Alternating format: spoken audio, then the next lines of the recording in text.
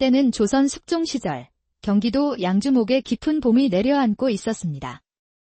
버드나무 가지 끝에는 연두빛 새잎이 수줍게 고개를 내밀고 흙냄새가 골목마다 달큰하게 피어오르던 아름다운 계절이었습니다. 이 고을에는 김자수라 불리는 사내가 살고 있었습니다. 그는 수많은 논밭과 점포, 곡간을 거느린 양주목 최고의 부자였으며 인심 또한 두터워 모든 양반의 신망을 한 몸에 받고 있었습니다. 향청의 우두머리인 좌수 자리를 맡아 사실상 이 고을 사족들의 중심 역할을 하였으니 그의 집은 언제나 반짝이는 기와와 웅장한 석가래로 양주목의 위엄과 체면을 상징하는 듯 했습니다. 그에게는 금지옥엽 같은 딸이 하나 있었으니 이름은 복년, 나이는 꽃다운 19이었습니다. 복년은 웬만한 장정 못지않은 당당한 체격에 다부진 어깨와 기둥처럼 꼿꼿한 허리를 가졌습니다. 보폭은 컸지만 발걸음 소리는 나비처럼 가벼웠고 물동이를 머리에 이면 조금의 흔들림도 없는 타고난 균형 감각을 지녔습니다. 하지만 그녀의 얼굴에는 어린 시절 심하게 앓았던 천연두의 흉터가 깨를 뿌린 듯 촘촘히 남아 있었습니다. 양볼에 깊게 파이는 쌍보조개가 톡하고 켜지며 굳었던 표정을 단숨에 햇살처럼 밝게 열어주었습니다. 안채에서 바느질하는 복년의 곁에서 하녀 둘이 소곤거렸습니다. 우리 아씨는 웃으실 때 저 흉터들도 따라 웃는 것 같아. 꼭 밤하늘의 별자리 같지 않아? 맞아. 저 보조개 2개가 정말 보물이라니까. 마님께서도 저 매력을 알아주셔야 할 텐데.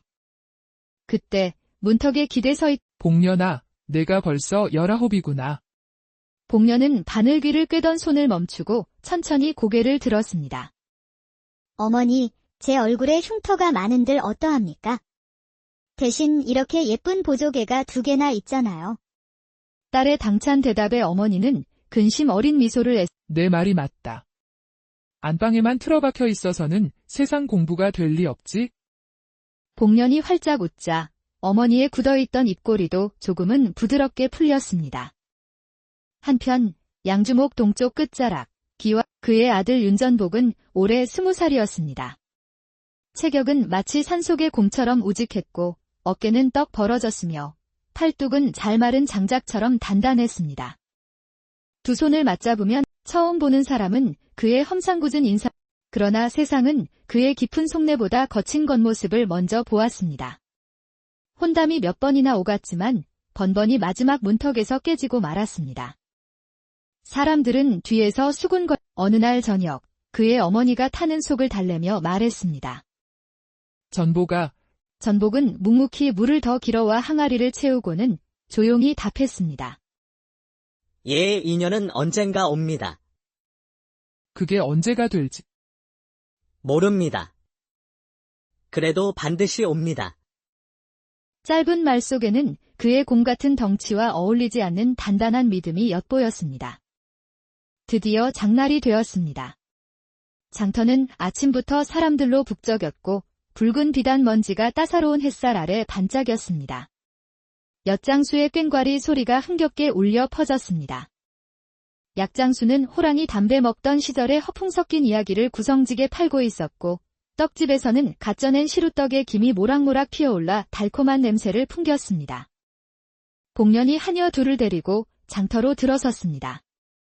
장정만 한 키에 기둥 같은 등 넉넉한 품새를 지녔지만 그녀의 웃음소리만은 종달새처럼 가볍게 튀어올랐습니다. 그녀가 웃을 때마다 얼굴의 흉터 사이로 보조개의 빛이 번져 얼굴 전체가 환해졌습니다. 아씨, 오늘은 질그릇이랑 솥뚜껑부터 사야 해요. 그리하자꾸나. 하지만 그 전에 먼저 냄새부터 실컷 맡아야겠다. 떡지는 냄새, 엿 끓는 냄새, 그리고 사람 사는 냄새 말이다. 사람 사는 냄새는 또 뭐예요, 아씨? 저기 저 소곤대는 소리, 깔깔 웃는 소리, 힘겹게 숨 고르는 소리. 그 모든 소리가 합쳐진 냄새가 사람 사는 냄새지. 그게 이 세상에서 제일 배부른 냄새란다. 바로 그때였습니다. 언덕 아래에서 꽈당 하는 소리와 함께 짐수레가 뒤집히며 아이의 날카로운 비명이 터져나왔습니다. 아이고, 내 다리. 사람들이 순식간에 몰려들었지만 무거운 수레에 깔린 아이를 보고 누구 하나 선뜻 나서지 못했습니다. 그 순간 복년이 치맛자락을 걷어붙이고 망설임 없이 달려나갔습니다. 다들 뭐 하시오? 어서 같이 듭시다. 하나, 둘, 셋. 복년이 수레 한쪽을 번쩍 들어 올리자 걷어 올린 치맛단 아래로 그녀의 단단한 팔 근육이 선명하게 드러났습니다. 바로 그 순간 반대편에서 또 하나의 거대한 힘이 수레를 받쳐 올렸습니다. 조금 더 드시오. 바로 윤전복이었습니다. 그의 공 같은 어깨가 수레틀을 단단히 받치자 흔들리던 무게 중심이 안정되었습니다. 수레를 든 채 두 사람의 눈이 허공에서 마주쳤습니다. 그 사이로 먼저 켜진 것은 복년에 환한 두 보조개였습니다. 다행히 아이는 발목만 살짝 삐끗했을 뿐이었습니다. 복년이 아이 앞에 쪼그려 앉아 부드럽게 발목을 만져보며 말했습니다. 다행이다. 뼈는 멀쩡하구나. 오늘하고 내일은 절대 뛰면 안 된다. 혼날 줄 알아? 알았지? 아이는 눈물을 훔치며 배시시 웃었습니다. 그리고는 작은 손가락으로 복년의 보조개를 꾹 눌렀습니다. 여기는 별이 사는 자리 같아요. 그 모습을 멍하니 지켜보던 전복이 자신도 모르게 무심결에 말했습니다.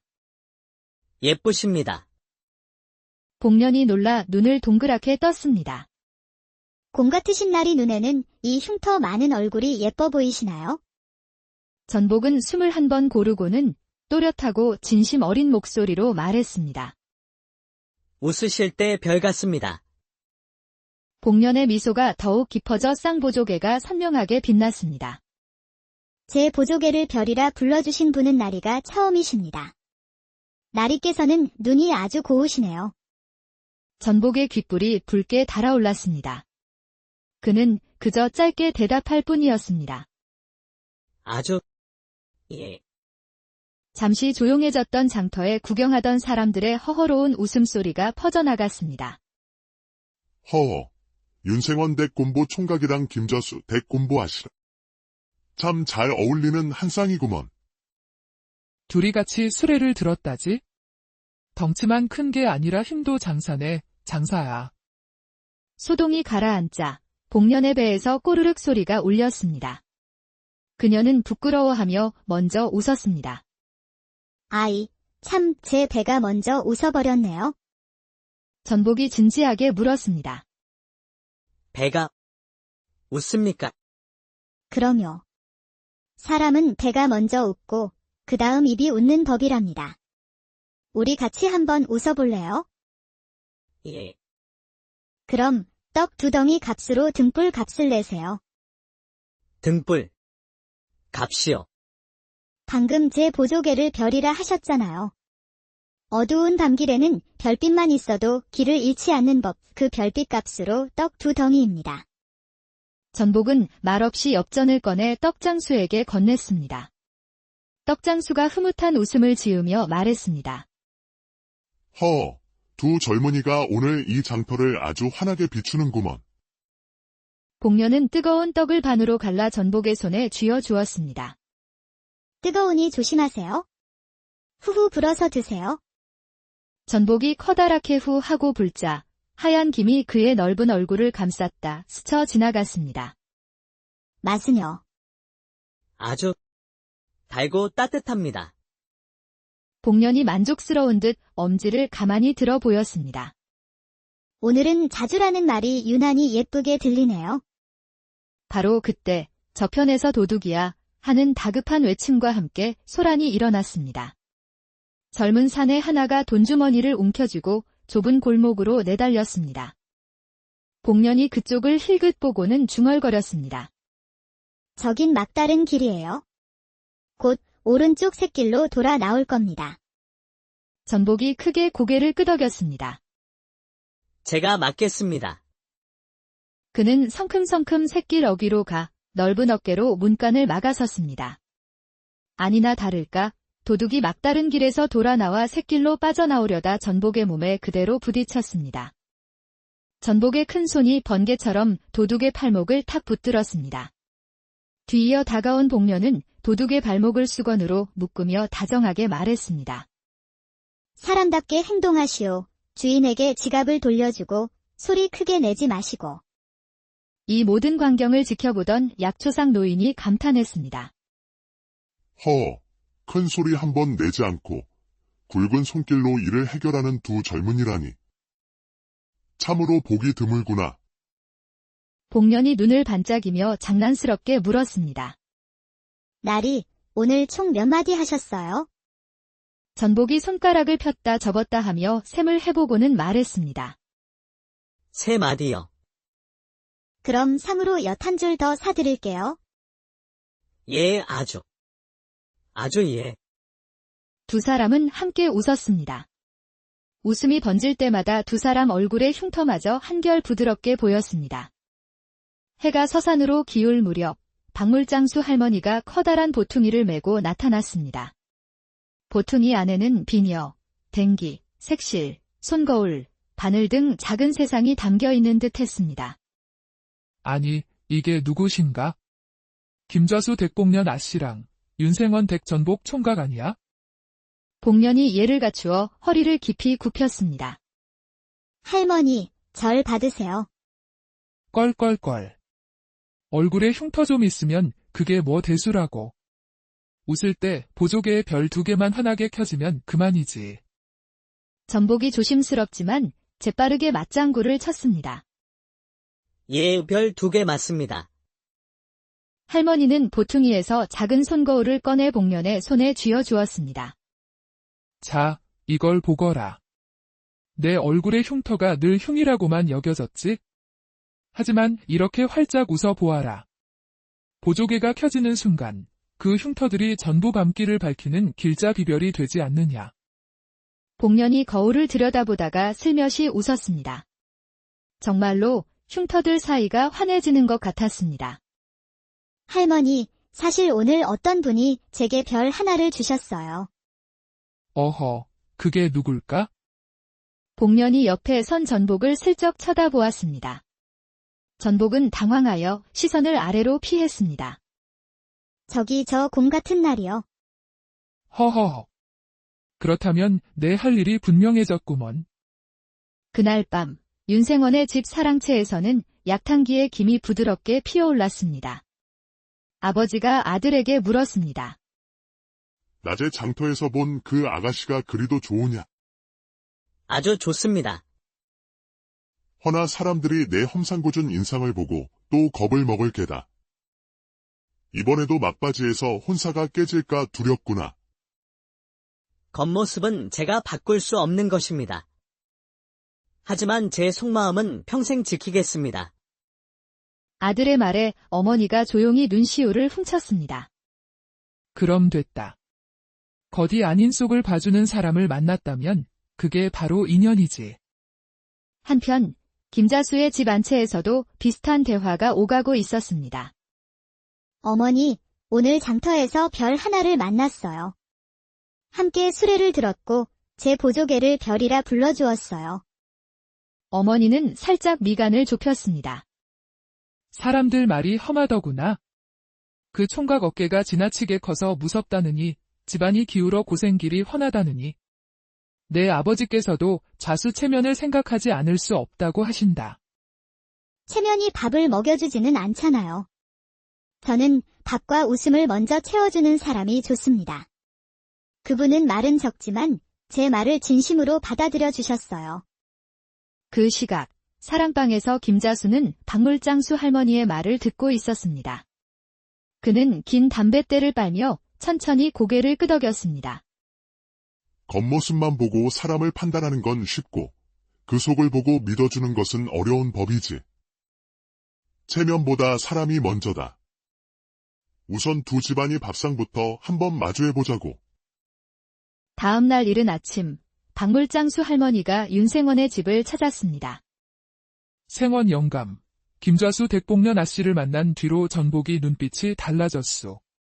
아주 마음에 들어 하더이다. 좌수 댁이라니. 우리 같은 몰락한 집안이 감당할 수 있겠소? 감당이 아니라 인연이오. 장터에서 둘이 힘을 합쳐 아이를 살렸다지 않소? 큰 덩치로 조용히 힘쓸 줄 아는 사람들이니 기울어진 집안을 다시 세울 손과 마음이 있는 게요. 몰락했어도 곧게 서려는 마음은 있지. 인연이라면 받아들여야지. 그럼 내가 먼저 말기를 열겠소. 겉은 거칠어도 속이 곱다는 걸 저쪽 집에서도 알아들을 것이오. 그날 정오 무렵 할머니는 김자수의 집 안 채로 걸음을 옮겼습니다.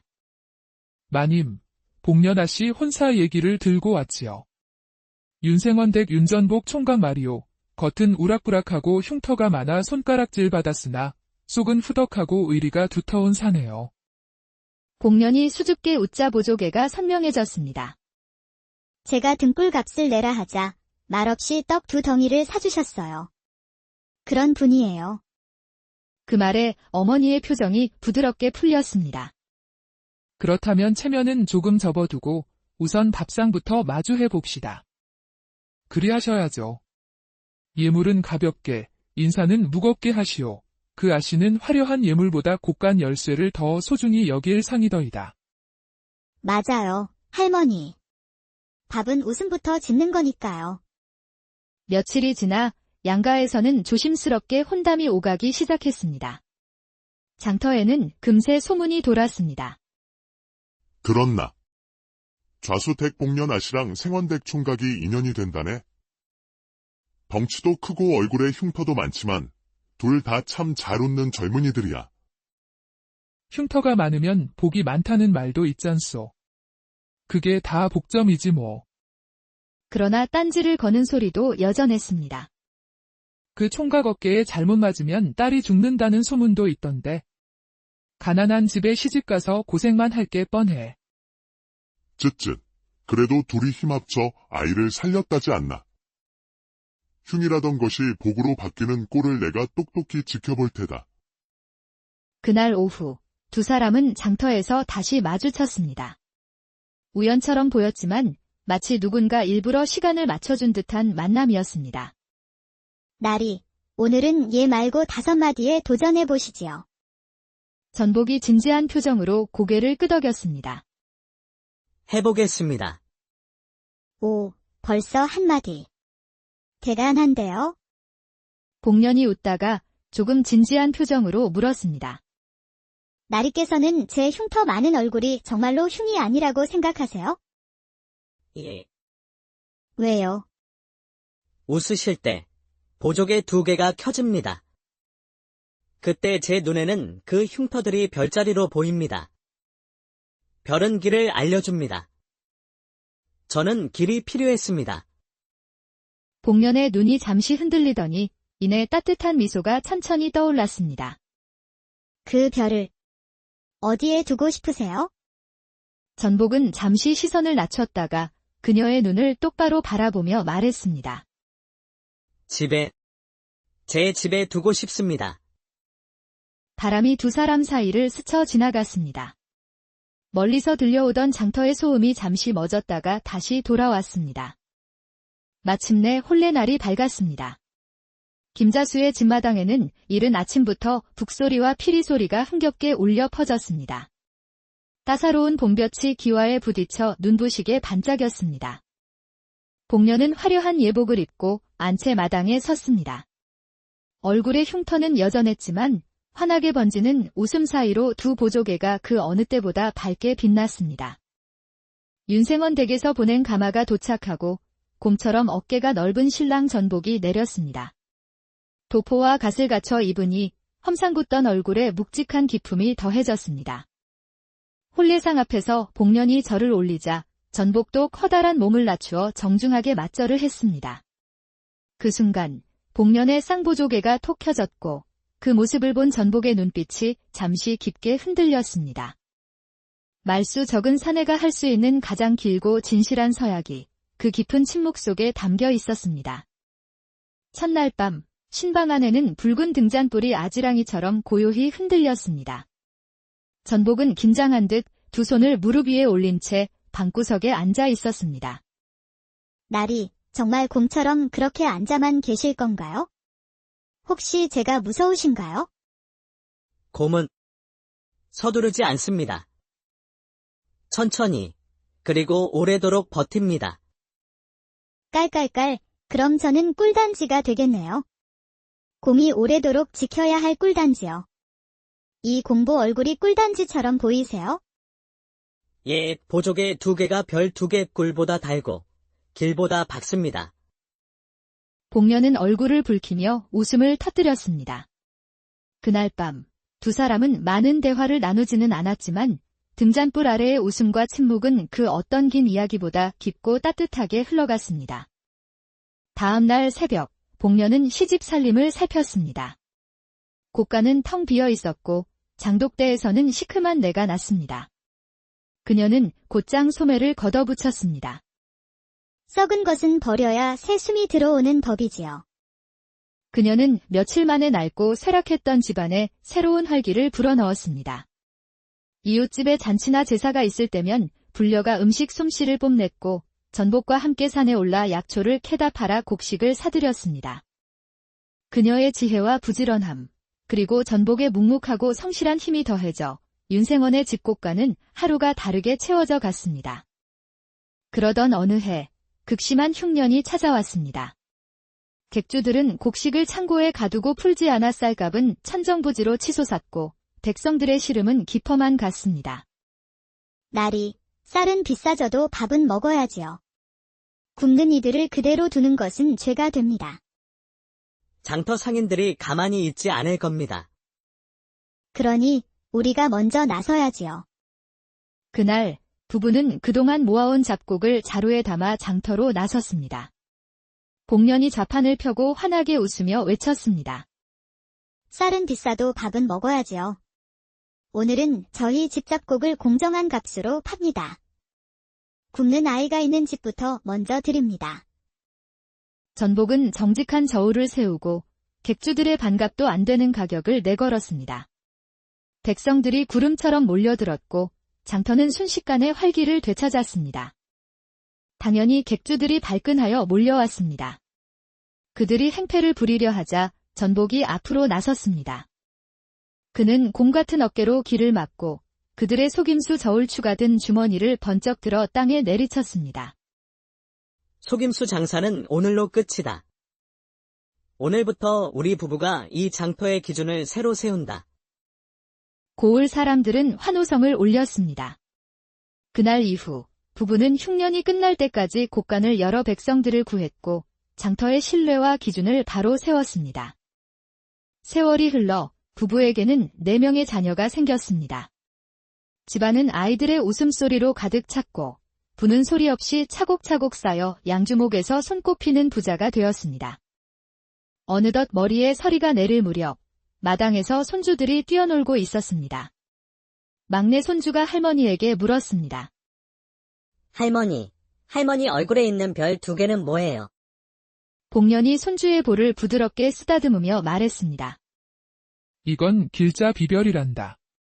힘들 때마다 웃으면 환하게 켜져서 좋은 길로 이끌어주는 별이지. 그 모습을 지켜보던 전복이 굵고 낮은 목소리로 덧붙였습니다. 아주 예쁜 별이지. 흉터 많던 얼굴에 웃음꽃을 피워 세상을 밝힌 두 사람의 이야기는 양주목의 따스한 봄바람을 타고